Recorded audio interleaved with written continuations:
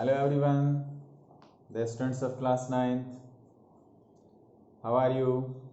Hope you all are fine. I am also fine.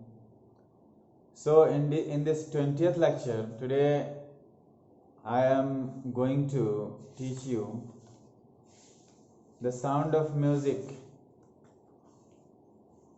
The chapter Sound of Music and the part 2 of this chapter. Part 2 of the chapter, The Sound of Music, and the chapter name is The Shehnai of Bismillah Khan. I think you all know Bismillah Khan. Bismillah Khan एक शहनाई वादक थे, भारत रत्न से नवाजे गए थे और इन्होंने शहनाई को इतनी ऊंचाई तक ये ले गए कि पूरी दुनिया में इन्होंने शहनाई का नाम रोशन किया और ये अपना भी नाम रोशन किया। तो इसकी कहानी क्या है, शुरू से कैसे शहनाई कैसे आया, यहाँ से हम देखते हैं। So, Emperor Aurangzeb banned the playing of a musical instrument called pungi in the royal residence, for it had a shrill, unpleasant sound. Emperor Aurangzeb यानी औरंगजेब जो राजा थे वो बैन कर दिए थे। पुंगी एक तरह का म्यूजिकल इंस्ट्रूमेंट था जिसमें बहुत ही ज़्यादा तीव्र आवाज़ थी, तेज़ आवाज़ थी और अनप्लेजेंट आवाज़ थी। उसको अपने राज्य के अपने रॉयल रेसिडेंस में, अपने मतलब जो राज घराना था उसमें पुंगी को बजाना बैन कर दिया उन्होंने। पुंगी जब बैन हो गया, पुंगी became the generic name for reeded noisemakers.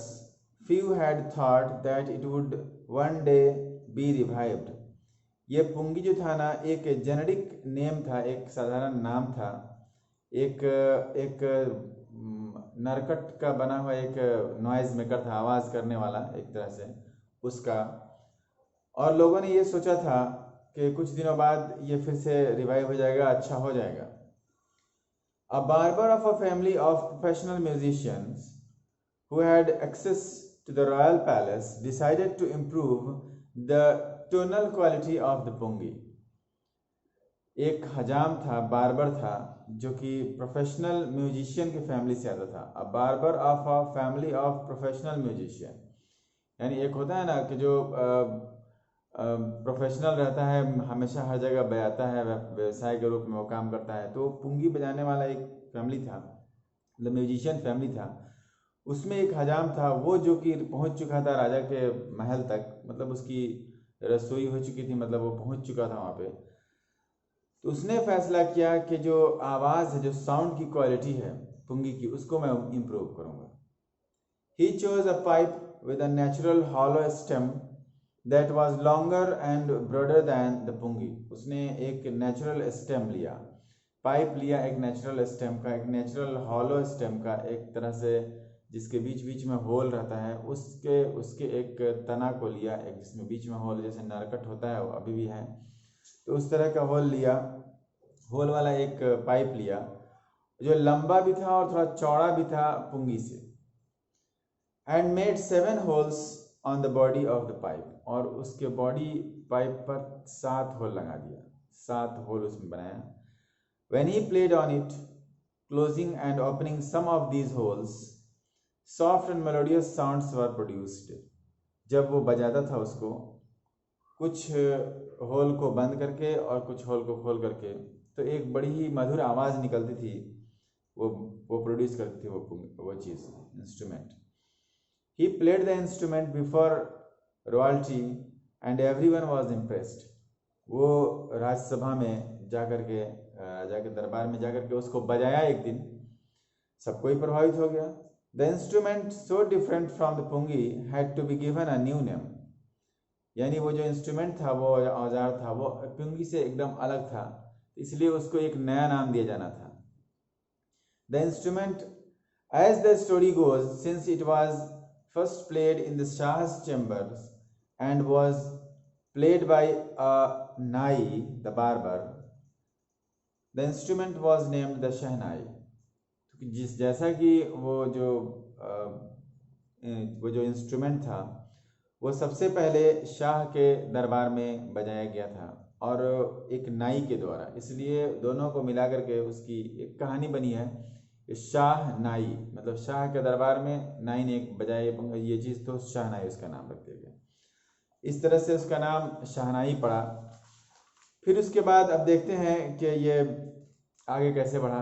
तो the sound of the shehnai began to be considered auspicious. वो जो शहनाई थी, शहनाई नाम पड़ गया उसका पहले पुंगी, ये इसको बड़ा ही शुभ माना जाता था, इसकी आवाज़ को शुभ माना जाने लगा। And for this reason it is still played in temples and is an indispensable component of any north Indian wedding. और वही कारण है उसके शुभ होने की वजह से आज भी ये मंदिरों में बजाया जाता है। और फिर शादी में तो ये एकदम जिसका आप परित्याग नहीं कर सकते हैं, वैसी चीज़ एकदम कंपलसरी चीज़ बनी हुई है। जो नॉर्थ इंडियन वेडिंग होती है, उत्तरी भारतीय शादियों में इसको कंपलसरी बजाया जाता है। In the past shehnai was part of the नौबत और traditional ensembles of 9 instrument found at royal courts. पहले पुराने ज़माने में शहनाई जो था ये नौबत का पार्ट हुआ करता था, और फिर एक परंपरागत जो इंसेम्बल्स हुआ करते थे उसका पार्ट हुआ करता था, यानी अलग तरह के एक वर्ग का ये पार्ट हुआ करता था। लेकिन अब वो भी जो कि पाया जाता था राजा के कोर्ट में। Till recently it was used only in temples and weddings. अभी तक कुछ दिनों तक सिर्फ इसको मंदिरों में या फिर शादियों में बजाया जाता था। The credit for bringing this instrument on to the classical stage goes to Ustad Bismillah Khan. और इसका जो क्रेडिट जो जाता है इसको ऊपर स्टेज तक लाने में, तो इसको क्लासिकल स्टेज तक लाने में वो किसका है? वो उस्ताद बिस्मिल्लाह खान का है हाथ, जिन्होंने इसको क्लासिकल स्टेज तक लाने की कोशिश की और लाए भी। अब इसके बाद हम लोग पढ़ेंगे आगे बिस्मिल्लाह खान की थोड़ी सी जीवनी, कि बिस्मिल्लाह खान कहाँ रहते थे, कैसे क्या करते थे, इसको हम लोग अगले क्लास में पढ़ेंगे। तो मैं ऐसा चाहता हूँ कि you all come in the next class reading this chapter very well, and also try to find out the words which is tough, and also consult dictionary, because consulting dictionary is also a type of learning English. आप वहाँ पे जब आप dictionary को अगर देखते हैं, आप एक वर्ड देखने जाते हैं तो उसके अगल बगल में आपको कई सारे वर्ड्स मिल जाते हैं, वो भी सीखने के लिए मिल जाते हैं। तो आप कोशिश करेंगे डिक्शनरी देखें और इसको तलाश करें, इन वर्ड्स को जो इसमें टफ है। So that's all for today, have a nice day.